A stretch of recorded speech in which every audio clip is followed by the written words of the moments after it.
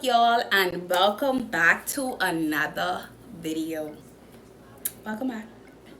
So today's topic, before I get into that, if you're new here, thank you for coming to this video. I appreciate all the support. Click the subscribe button down below, and let's get right into this topic for the day. So today's topic we're going to be discussing is every new level of your life requires a new you. You ever heard the term old keys won't open new doors?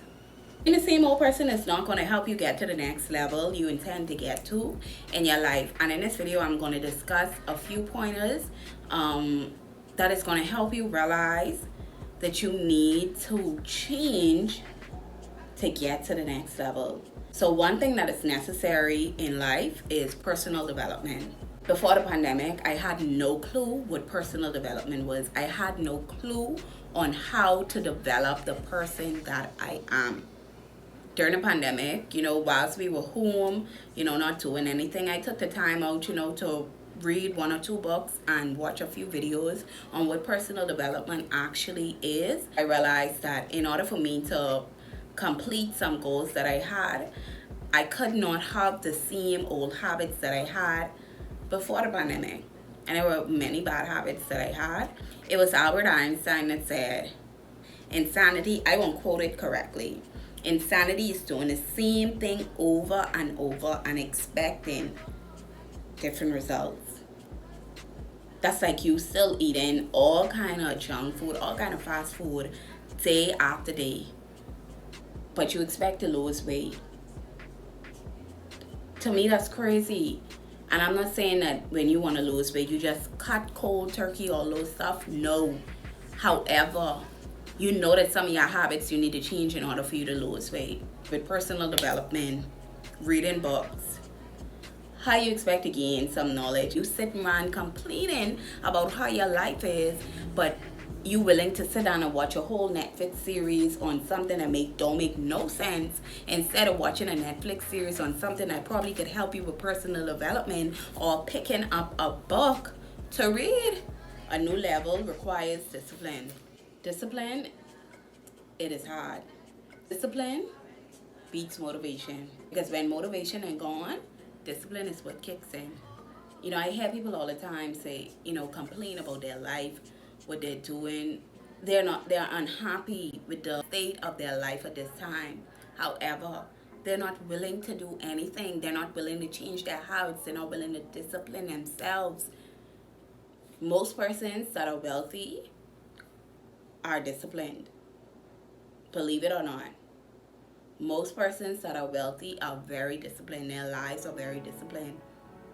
If discipline was so easy, man, everybody might be rich, man, I just saying, if it was so easy, everybody would be rich. Like at certain points in my life, I used to be asking myself, why these things continue to happen in my life. Until I had to sit myself down. You all listening? I had to sit myself down and ask myself, you tired yet? You tired? Because when you tired, you're tired. When you tired of living the same way and you ain't seeing no results in your life, you ain't seeing nothing changing, and you fed up, trust me, you would do whatever it takes. And that's when discipline comes in. You have to be willing to discipline your mind. You have to be willing to discipline yourself, because 10 years from now, you don't want to be to the point where, you're still stuck in the same position. You're still stuck in the same position, and in 10 years' time, I don't want to be in the same position. Man, I could send you crazy. Sometimes discipline causes you to miss out on some fun to complete some long-term goals. I place this quote on all of my social medias, and it says, I am the master of my fate. I am the captain of my soul. William Ernest Henry wrote these words. You are the one responsible for your destiny. I remember I used to sit down and blame everybody else of why my life ain't going the way it's going, when it was really me. I am in charge of my destiny. Yes, God works everything out, but He also gives us free will. He gives us free will to do what it is that we want to do.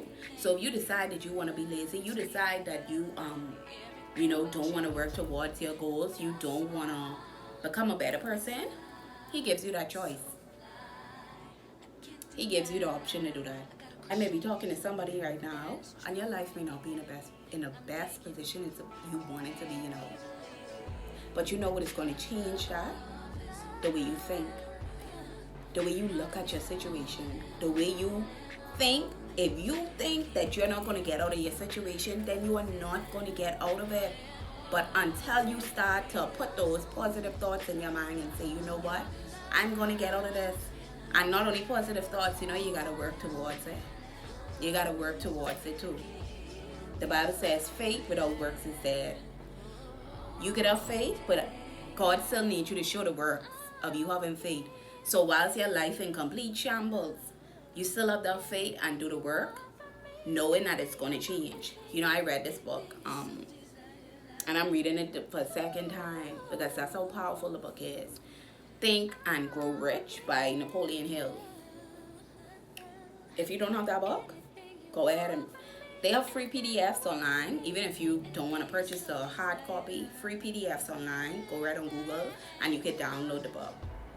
If that book don't spark a fire in you, for someone who is willing, who wants to change their destiny, the outcome of their life, in the book, this chapter, the name of the chapter, I think, is autosuggestion. Autosuggestion is a form of self-induced suggestion in which an individual guides their own thoughts, feelings, or behavior. So, just as easy as it is to sit down and just think negative thoughts and think like, Maros, I can get out of this, Maros, this thing can never change. And for y'all who don't know Maros, my American audience, it's just a slang we use in the Bahamas, our dialect. But if you sit down, just as easy as it is to feed your mind negative thoughts, that is just how easy it is to feed your mind positive thoughts. Whatever you put in your mind, that's what your mind is gonna what do you call it? Your mind is gonna digest that, and you're gonna start to produce those things. Whatever your mind, just as the Bible tells you. Oh my God! Every time I read a book, I always see that these same books lead back to what was said in the Bible. As a man thinks, so is he. So if you think that you're never going to get out of your situation, then that's what the outcome is going to be. You have to change your mindset of thinking. And I know it may sound so cliche that people always say it, but that's basically what it is. You have to change your mindset. You have to change the way you see things. That is why the Bible admonishes us to have faith. Faith is the substance. I think this is Hebrews 11, chapter 11, verse 1. Faith is the substance of things hoped for and the evidence of things that are not seen. So you just hoping. And ain't nothing wrong with hoping. You hoping and working towards it. You know much. I don't know if y'all ever listen to Steve Harvey. I don't know if y'all ever listen to Steve Harvey's story of when he said he had a turn back moment, but he was sleeping in his car for 3 years. He was just hoping to be a comedian, And you gotta realize this is where most people who are wealthy now, most of them have a story. The guy that owns Chick-fil-A, he just spoke about his story on a podcast, and he was saying that his dad grew up in a single family home, and his mother, her dad left her. She wasn't even 1 yet. She was 6 months. And his parents realized that they didn't want that life for their kids. They could have very well say, you know what, I didn't have the best life as a kid, so I don't think my child should have that kind of life, we just could do what we could do. But no, they decided that we want better for our kids. It was just an idea. Chick-fil-A was just an idea. Now this is $1 billion franchise with all over the USA. And they don't even open on Sunday. I want y'all to see that. It's about how you see your life heading. A new level requires you to be a new person. I think it was Lisa Nichols that said, she said, people would say, I've always been this way. So if you always been that way and that's working for you, then so be it. But if you know that you need your life to change, if you know that you want your life to go to the next level, you have to be willing to discipline your mind. You have to be willing to change your thoughts. You have to be willing to do the work. I don't want to miss that part too. Because you could have all the faith. You could sit down and speak whatever you want to speak to God, but God still requires you to work.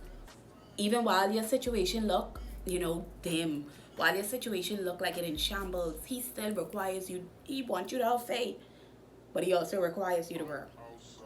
You have to put in that work. If you don't have the book, like I mentioned, Think and Grow Rich by Napoleon Hill, it's a really good book to read, especially for personal development. If you can, read it 3 times. I think it's probably 12 or 10 steps to riches, but I still reading it again. I hope somebody was inspired by this video today. And if you are at the end of this video, don't forget to subscribe to this channel. Don't forget to like and comment. It helps to push your video out. I love interacting with you guys. And if you have any questions, concerns, any videos you may want me to cover, leave it down in the comments below. And until next time, thank you for watching Sweetlikeju.